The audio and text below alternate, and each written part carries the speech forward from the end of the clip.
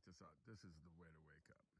I put my food under my legs so the animals don't get it.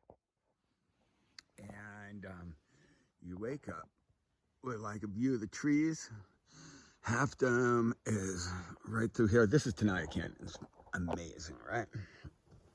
I don't know. It's a worthwhile challenge. I suggest, you know, like we teach. Well, I don't know if we teach kids, but our society has the idea of I don't know, like you know, you learn to like play football and knock people down. Play hockey. Hockey was cool. I don't think like the like hurt each other element's a real good message. You know, if you want to challenge yourself, the ocean it's a worthwhile challenge. Mountains are really cool. Like challenge yourself in intelligent ways. I challenged myself in ways. I mean, I played hockey and football. I didn't play football for long. I didn't really like it. But the especially when you're young, like the ways that we're taught to challenge each other, fight. It's just stupid, right? I think it's kind of a sideways message. Like here, check this out. Challenge yourself so that you're comfortable sleeping in the woods, and you can wake up in really cool places, climb mountains, surf the ocean, and don't push yourself past the point of intelligence. I had this really stupid approach to things, like go huge or go home. That was what I was saying in Africa. And I don't know, it was worth it to me to just have the freaking story, the chance of freaking killing myself to be able to tell a story about it. Fortunately, I lived. But, by the way, check it out. I might have mentioned this earlier. Bay leaves. You rub these in your hands, rub them all over your body, and you don't smell like a sweaty Irishman like I do. Anyway, this is like a dream. This is a fairly steep hill here. That's the flat spot that I found last night, but most of it's all rocky and what have you. But with a hammock, you can make it up.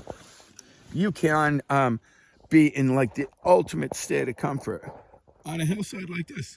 Not long ago, I was riding my motorcycle up a steep hill and I fell down. And it was really tough because the freaking motorcycle turned off. So the light went off and then the engine flooded and I couldn't get the motorcycle started. So I just set up my freaking hammock on the hillside and went to sleep. I was a little bit rattled, to be honest with you. At any rate, yeah, this is a worthwhile challenge. Don't do stupid things to challenge yourself. And hurting people, I don't think it's a really freaking great message, Climb a mountain, jump in the ocean, and if the surf is too big, don't let your fragile ego dictate. My fragile ego was so great that there were days that I totally didn't want to get in the water, but I'm like, I don't know if I can live with my fragile ego without going out today. And I've been lucky because there was one time in particular I was fairly sure I was going to die. And hey, you do things, I don't know. I think maybe part of the problem is that it was your fragile ego that got you into it in the first place. Thought you were going to die. I was sucked. Anyway, yeah. At any rate, mountains are beautiful. And, especially during COVID, I'm finding socializing, social distancing to be mutually exclusive. So it's been a long time since I've been social. And that's a bummer, I mean, I like people, especially as urbanites, like the people that live in the city because they like people. And if people present a potential deadly pathogen, it's a little tough to be like, hey, good to see you. Hope you don't kill me. So, make the most out of the situation, under the circumstances. There's not many people in the mountain. There's nobody back here. I think I'm going to cruise up to Glacier Point, see if there's a way to get to Glacier Point, maybe public transport, and hike down into the valley from there, maybe sleep here again tonight. But with my hammock, no time at all. I just packed this up, and I've got just like a little day pack. Where's my pack? I keep this under my legs. I'm old and have fake hips, so like having my knees up is comfortable, and then the animals don't get my food. This little pack, I put my thermarest on the bottom, my sleeping bag on the top, and the food on the inside. And it's really small. You wouldn't expect it to work, we've got all kinds of great, amazing, big things. You don't need big things. In the mountains like a good analogy for life. Like, less is more.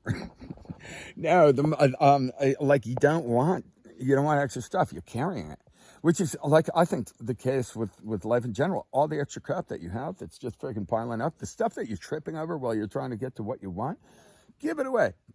Clear out the clutter. Do yourself a favor, make somebody else happy, and get rid of all the extra stuff because we live in a really freaking crazy society of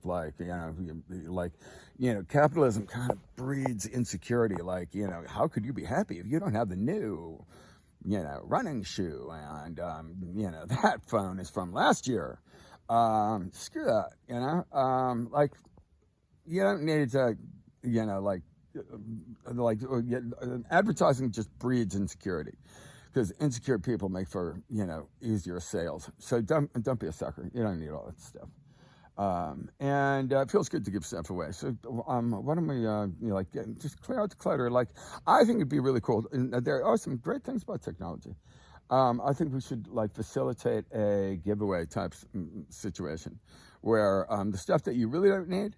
I mean, yeah, you might be able to get $100 for your old surfboard, or might be worth it just to make somebody smile.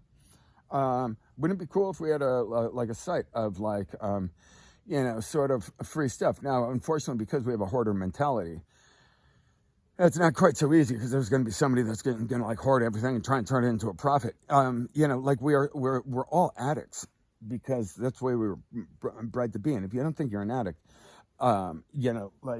think about it. Like, if you don't have a food addiction, which much of our country does, you've got a money addiction. Think of people with freaking insane bank accounts that are just looking for more. You can never have enough money, can you? Really crazy, right? Anyway, I've had the good fortune of losing most of what I have.